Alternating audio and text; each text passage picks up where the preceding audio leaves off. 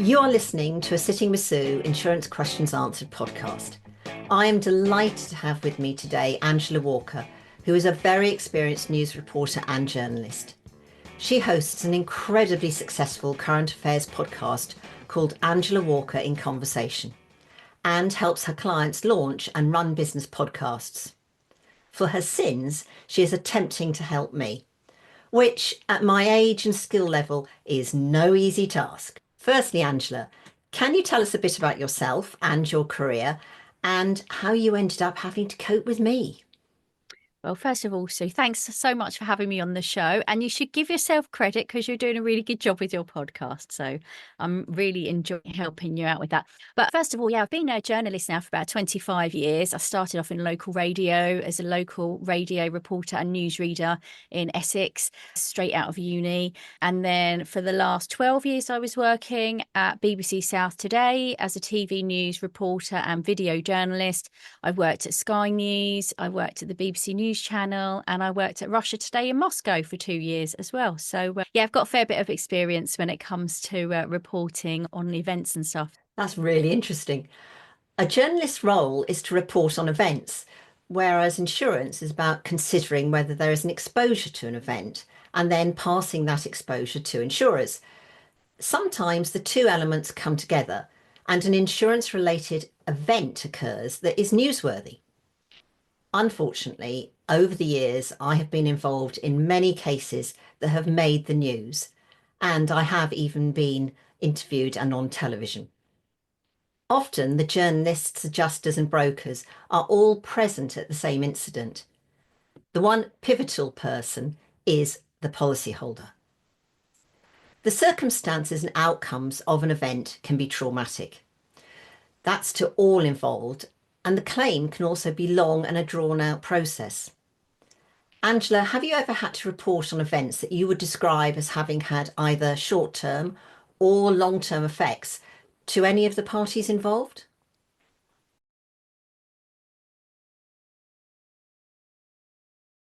Yeah, actually, on a number of occasions, Sue. And I think the one that really springs to mind is the disaster at Didcot Power Station. So in 2016, they were demolishing the old power station. And while they were preparing it for demolition, one of the towers collapsed, trapping 4 men inside. And one of the things that was most upsetting for the families was that there were these delays in retrieving the bodies of their loved ones. And even today, it still hasn't been decided whether manslaughter charges are going to be taken against anyone who was involved in the process. So I think from an insurance point of view, you've got, what's happened, who's going to pay for the clear up operation, how's it going to be carried out. But from a kind of journalistic point of view, it's like, what's the impact on these families? They've waited for more than 6 months until the bodies could be retrieved because the families were told it was too dangerous to retrieve the bodies. And then they wanted to complete the demolition of the towers while the bodies of these loved ones were still in there. So the psychological impact for those families was just devastating. And that was one of the areas that I was looking at. So I think for me, I'm always looking at the human interest point of any story. What effect did this have on those humans, those people involved? And I think that's kind of where it differs from the way that insurance experts have to look at an incident. So yeah, Didcot Power Station, and that was quite an upsetting story to work on. And I think that's might be something that happens to insurance experts as well, that you go into kind of professional mode. You're there to find out what happened, to see what can be done to stop that kind of thing from happening again, what lessons can be learned. But when you go home, you think about what you've seen and the impact that's had on the people involved. So when you do work on a story like that, it can have a lasting impact on you. And other stories that I worked on, which were really connected with the insurance industry as well, are flooding. So parts of Oxford get flooded really badly every year, and they have got an alleviation scheme in place now. But I can't tell you the number of times every kind of spring I'd be there in my wellies reporting for South Today on the flooding in people's homes. And for me, the impact would be seeing these poor families who lost all their treasured possessions, who are basically having sewage pumped out of their houses. So that side of things, we're there to tell a story, and we're there to tell the public what's happening and to ask questions about why has this happened? Why does this keep on happening? Is anyone responsible? What can be done to stop it from happening again? But for me, it's about hearing the stories of those people who are affected and enabling them to tell their own story, and to really feel the frustrations that these people have when their home's flooded and they have to go through these kind of layers of bureaucracy trying to find out who can help them, who's responsible. So yeah, it's all about the people from my point of view. And one year, so it must have been 2014, I lived in Datchet in Berkshire, and our village was so flooded, and there was water coming up through the floorboards of the house next door. So I felt it from both sides, because that was really traumatic for me. And I was heavily pregnant at the time, and I was really worried about the water because I knew it was contaminated with sewage as well. And at the same time, my BBC colleagues were kind of saying, "Oh, can you do us a live update for radio?" And I was like, "Yeah, okay, then." Here I am outside my house, ankle deep in floodwater and sewage, and explaining what was going on. And we had a lot of talks at the Datchet Village Hall about what can be done about it. People were so angry, and I was attending those as a resident, but also as a reporter as well. So I was really kind of feeling it from both sides. And you're so right. But I think one of the things that people do not realise about flooding is that the water makes a loud sound, and it's the sound of the water. It's often not a gentle seeping, but a sudden burst of energy. So, Angela, do you think journalists help or hinder a situation when there is an element of trauma involved? I really genuinely believe that journalists are there to help. Of course, there will be a minority who are just out there for some really controversial story, but all of the journalists that I've worked with in TV news, from a moral point of view, we are there to help people and to help tell their stories and to ask questions and to hold people to account. So a lot of the flooding in Datchet was down to a kind of flood alleviation scheme further up the River Thames. So the questions we were asking was, who signed that off? Why? Why was it not known that that was going to have a knock-on effect further down here in Datchet? So I feel like as a reporter, I'm there to ask searching questions. And don't forget that a lot of the work that journalists do, if they didn't uncover wrongdoing by authorities, we wouldn't even know about some of these things that have gone wrong, and we wouldn't know who to hold to account if it wasn't for the investigation of reporters like me.